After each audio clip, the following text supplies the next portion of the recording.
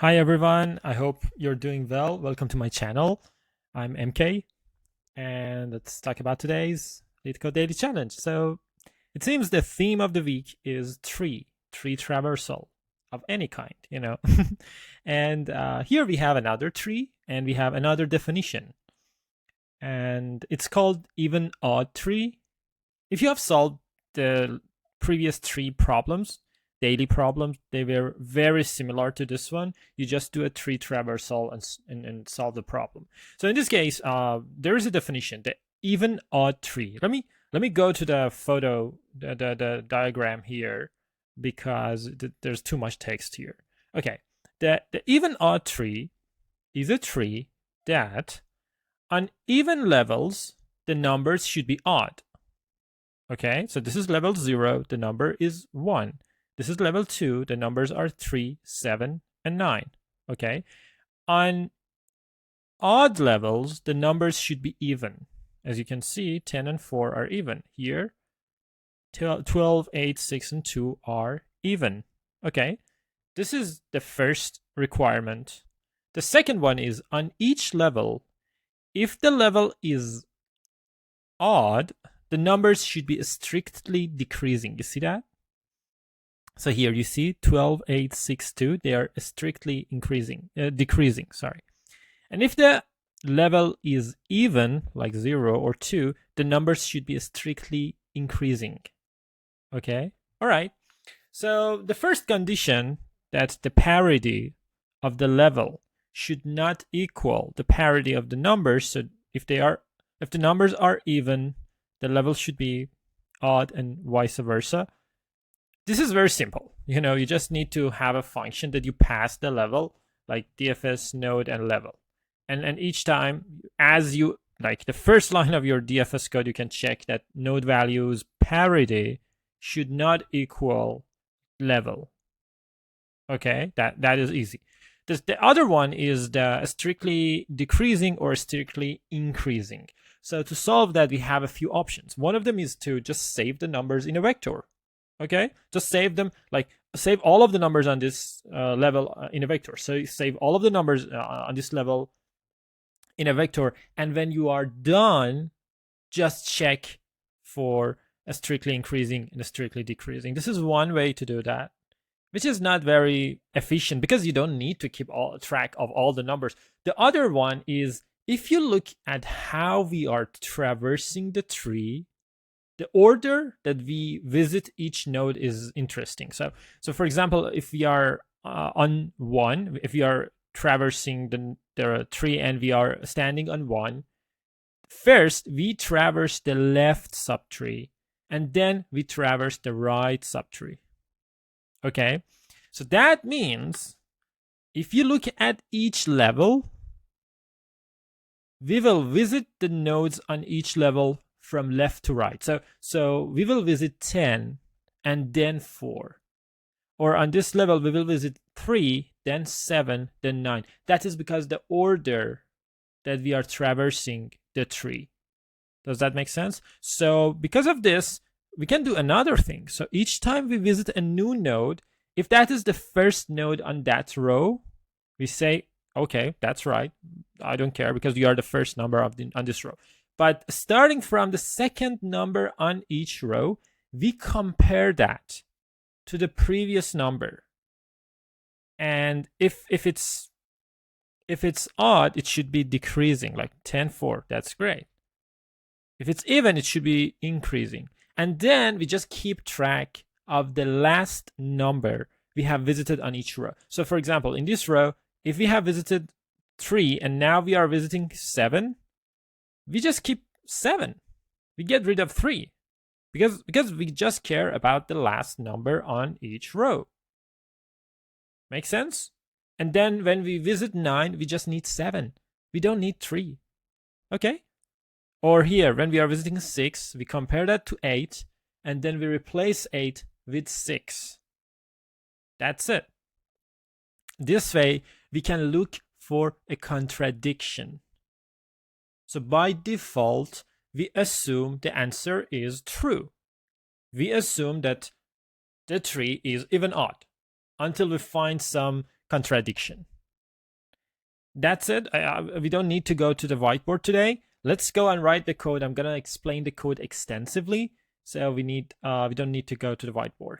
Okay, so first of all, we need some Boolean that keeps track of the result, and that Boolean should be shared among all of the functions so they can modify it. This is one way of doing it. This is not the only way of doing it. You can think of another way of doing it.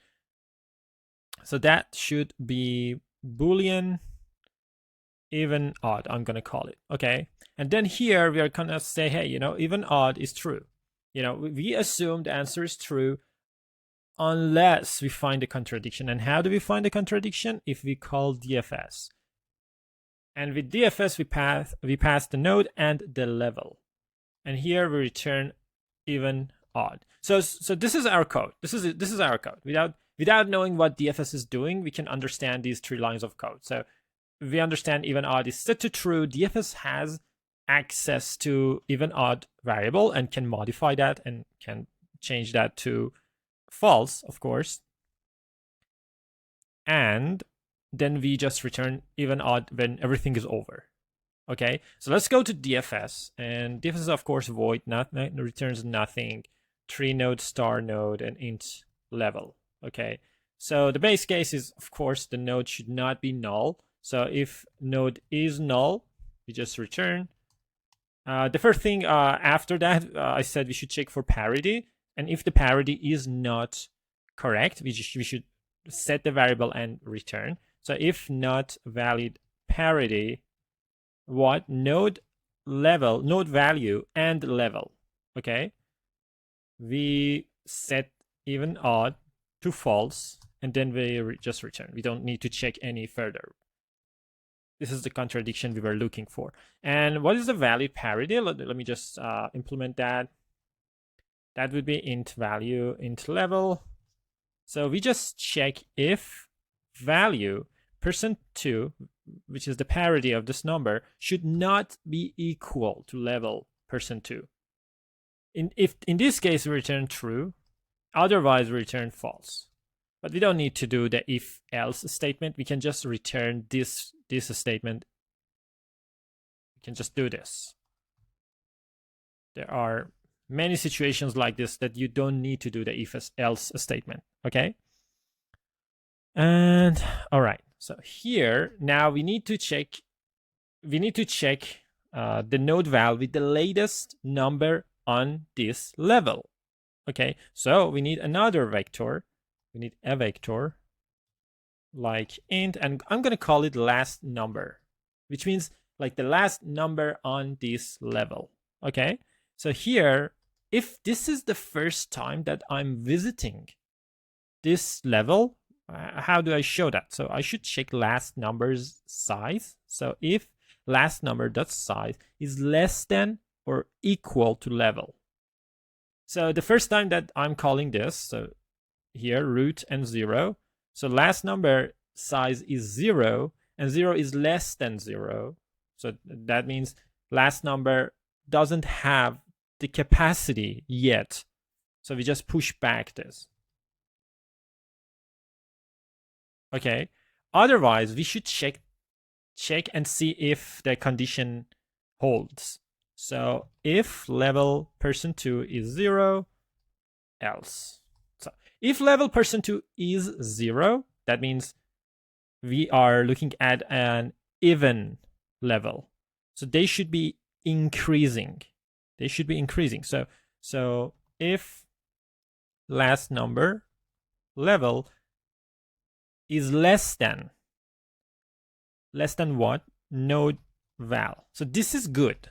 So this is good. Last number level, which is the previous number on this row, is less than node val. This is good, but we are looking for a contradiction. So we say if this is greater than or equal, we say even odd should be false and return. That's it. We don't need to check further again. And here, if it's even, like here, if it's odd, if it's an odd level, they should be decreasing, strictly decreasing, if last number of level is less than or equal node val. You can just compare the two. Here should be different. Even, odd, equals false, return. And after we are done with checking, we should update the last number of this level. Yeah, okay. We just check, hey, last number of this level is going to be node val. That's it. And then we just recursively call for left subtree and right subtree. So that should be node left and level +1, because we are going to the next level, and do the same for right. That is it. Okay, so let's run. Wrong answer. So here we are expecting for true. Let me check. Even, odd. Let me check. Okay, sorry, the problem is here. What am I doing? Last number dot pushback level? No, it should be node val, not level.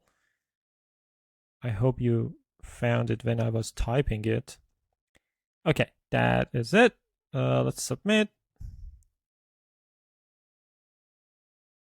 Okay, that accepted. So what I suggest you do, if you haven't solved many tree problems, I suggest you do this with BFS. Is another algorithm. You can do it here, and you can also do the other approach. Save all of the numbers of each level and check them at the end. Like, have something like this: map of int and vector int levels, something like this, and at the end just check them. Have a function that checks if each vector is increasing, strictly increasing, or strictly decreasing based on the level. Thank you very much. Please follow and subscribe, and introduce my channel to your other friends. Thank you very much.